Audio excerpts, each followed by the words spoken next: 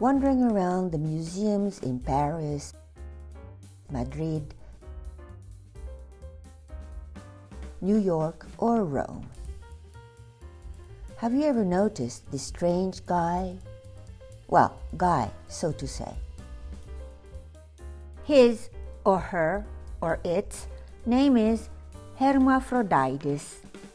He or she, for now we'll stick with a he, is the son of Aphrodite and Hermes, known also as Mercury. As you might know, Aphrodite, for the Romans Venus, had a husband, Hephaestus, that is, Vulcan, who was a rather ugly man, so that's probably why she kept on having affairs. Hephaestus is often depicted as a jealous husband looking for proof.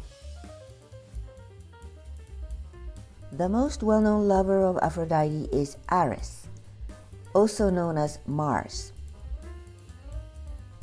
Yes, that good-looking warrior god. Then there's Adonis, and although only for once, she's been with Hermes as well. From this one-time affair, Hermaphroditus was born, and that's where he gets this long name. According to Ovid's Metamorphoses, he grew up in Halikarnassos, today's Bodrum, in Turkey.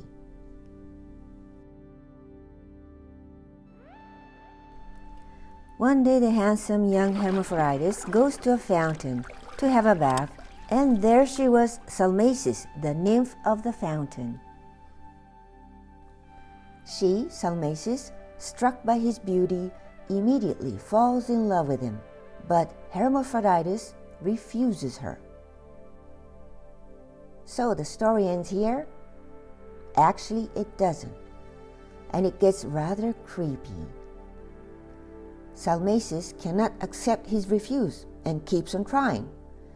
One day at the famous fountain where they met, she literally jumps onto him, praying to the gods to let them be together forever. Guess what happened? Their bodies were fused as one.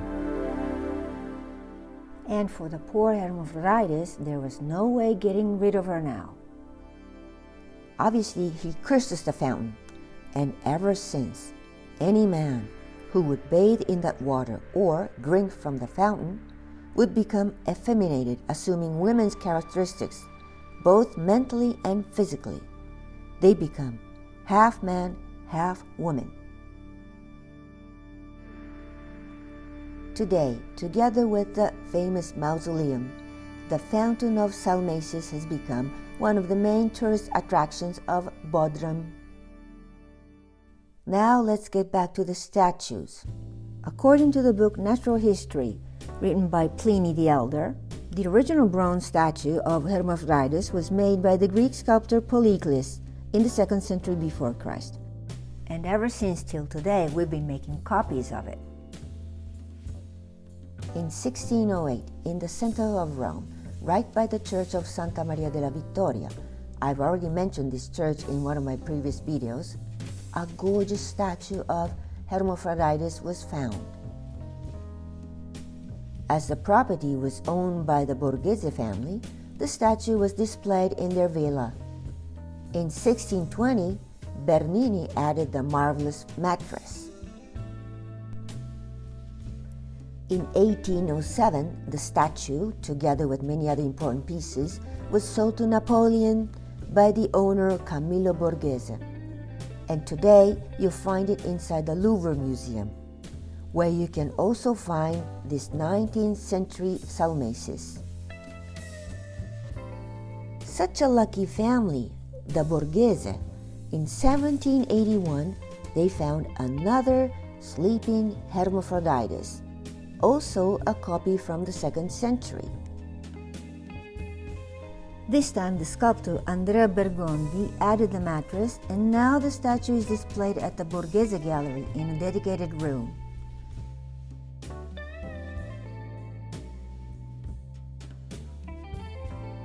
It's a pity that the statue is not in the center of this room, but I think they put him there on purpose.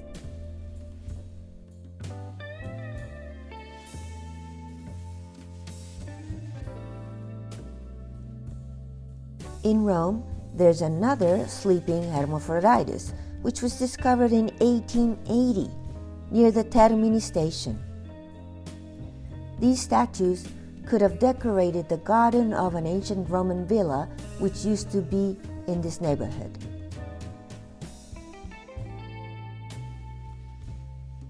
Today, he is sleeping peacefully inside one of the national museums of Rome, Palazzo Massimo.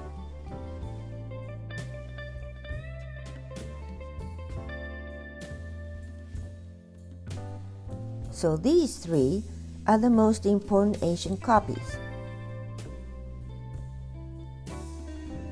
But during my research, I've discovered many other Hermaphroditus within the city of Rome. So have fun looking for them.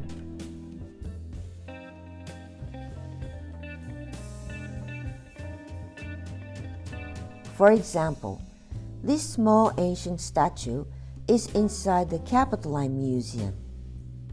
Here, he's holding probably Eros, his brother.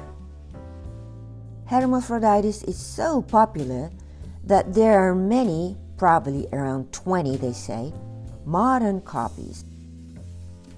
During 1600s, Diego Velázquez, the painter, who visited Rome and saw the statue, brought home a full-size copy in bronze for the Spanish King Philip IV. I went to Madrid last month but couldn't take any pictures of it as the Prado Museum does not allow us to take pictures.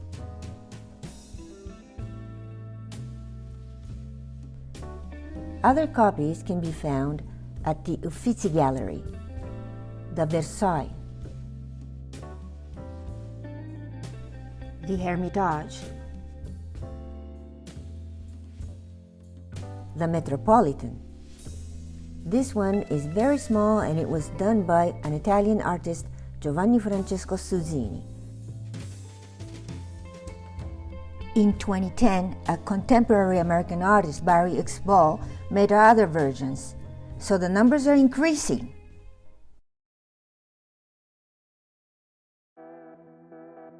According to Plato, at the very beginning, man and woman were one being. We were all androgynes, and we were perfect. But then Zeus, Jupiter, separated us for punishment. In nature, some animals and plants change its gender according to needs. This phenomenon is called hermaphroditism. Speaking of genders, whether it's transgender, polygender, genderqueer, multigender, pangender, has become sort of a trend today. But guess what? These concepts are not a modern-day invention. We have to admit that inside every one of us, we have both man elements and female elements. And that's how we are. What's your opinion?